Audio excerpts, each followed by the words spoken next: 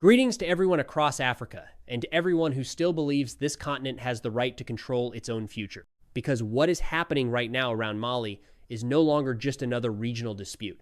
It is becoming a test of sovereignty, power, and the future of the entire Sahel. In recent days, reports claiming that members linked to the FLA appeared in Lomé have triggered a wave of outrage across Mali and among supporters of the AES alliance. For many voices inside Bamako, this is not being viewed as peace dialogue anymore. It is being seen as the beginning of something far more dangerous, a political backdoor, a diplomatic corridor, a possible attempt to give international legitimacy to forces accused of trying to divide Mali.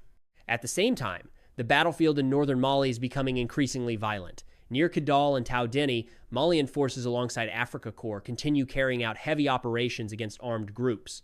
Several reports from pro-AES circles claim that FLA positions have suffered major setbacks in recent weeks. And this is exactly why the timing of Lomé is raising so many questions. Because in geopolitics, no crisis appears by accident. So the real question is no longer simply whether talks are happening behind closed doors. The real question is this: is Mali witnessing another failed attempt at peace? Or the opening stage of a much larger struggle over territory, resources, and influence in the Sahel? In this video, we will break down the deeper power structures behind this crisis and why many Africans now believe the battle for Mali is becoming a battle for the future of African sovereignty itself. Follow the channel if you want to understand Africa from the perspective of Africa itself. Inside Mali, the reaction to the Lomé reports has been immediate and emotional. For many supporters of the government and the AES alliance, the presence of individuals linked to the FLA inside Togo is being interpreted as far more than diplomacy. In Bamako, the fear is that this could become the first step toward giving political legitimacy to a movement accused of threatening Mali's territorial unity. And that is where the situation becomes explosive. Because from the perspective of many Malians, this is no longer about negotiations. It is about survival. For years, Mali signed peace agreements with armed groups operating in the north. But according to critics inside the country, each agreement only gave those groups more time to reorganize, rearm, and strengthen their networks across the Sahara. That history explains why many voices close to the AES now describe Lomé as a dangerous red line. In their view, once a separatist movement gains diplomatic space, it gains visibility. Once it gains visibility, it gains influence. And once it gains influence, the pressure for international mediation grows stronger. This is why some analysts in Mali are now accusing foreign actors of trying to transform the FLA from an armed movement into a recognized political player. At the center of this anger is the belief that Mali is facing a coordinated strategy designed to weaken the country at the exact moment Bamako is trying to rebuild military control over the north. And for President Assimi Goita, stepping back may no longer be politically possible. Because if the government appears weak now, many supporters fear it could reopen the door to fragmentation, foreign pressure, and another cycle of instability across the Sahel. For the AES alliance, the issue is becoming larger than Mali itself. It is becoming a test of whether African states can defend their sovereignty without outside powers redefining the rules for them. While diplomacy dominates headlines, the reality on the ground in northern Mali is becoming increasingly brutal.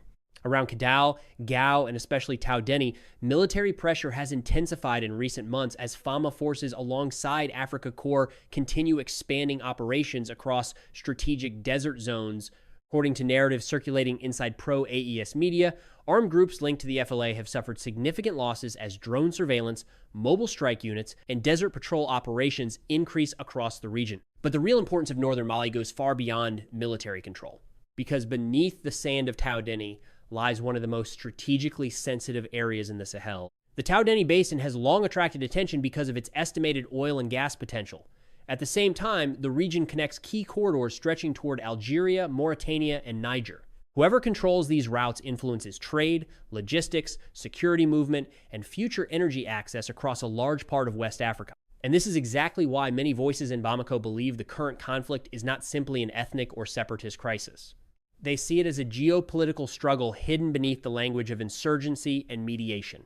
In geopolitics, no crisis appears by accident. When a remote desert suddenly becomes the center of international attention, many begin asking the same question: who benefits from instability in resource-rich regions?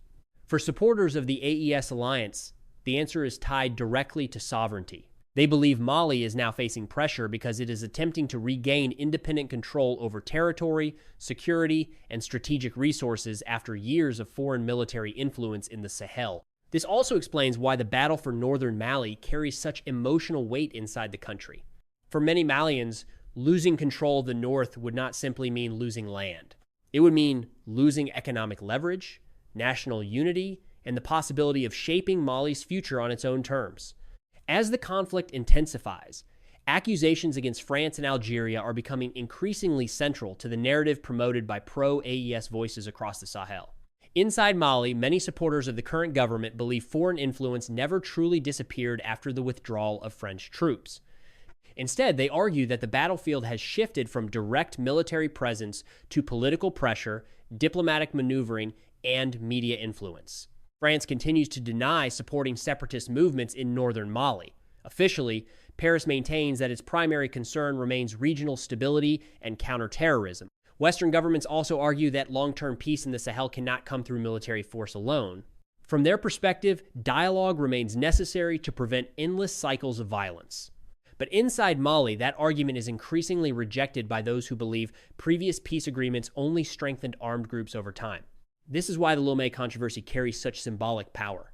To many supporters of the AES alliance, the issue is not simply whether meetings occurred. The issue is whether external actors are once again trying to shape Mali's future from outside its borders. Algeria also occupies a complicated position in this crisis. As a major regional power with deep security interests near its southern border, Algeria has historically played the role of mediator in northern Mali conflicts. However, some voices inside Bamako now suspect that parts of the regional diplomatic structure are being used to keep Mali permanently dependent and unstable. At the same time, the wider geopolitical landscape is changing rapidly. French influence across Mali, Burkina Faso, and Niger has weakened dramatically in recent years. In its place, the AES alliance is attempting to build a new security model centered on military sovereignty, regional cooperation, and reduced dependence on Western power. And that may be the deeper struggle now unfolding across the Sahel. Not simply a war between governments and armed groups, but a battle between two competing visions of how Africa should define its future. At the center of this entire crisis stands one man whose political future is now directly tied to the fate of northern Mali, President Assimi Goita. For his supporters, Goita no longer represents only a military leader. He represents the idea that Mali and the wider Sahel can break away from decades of foreign dependency and reclaim control over their own security and resources. And that is exactly why many analysts close to the AES alliance believe there is no longer any room for compromise with movements accused of separatism.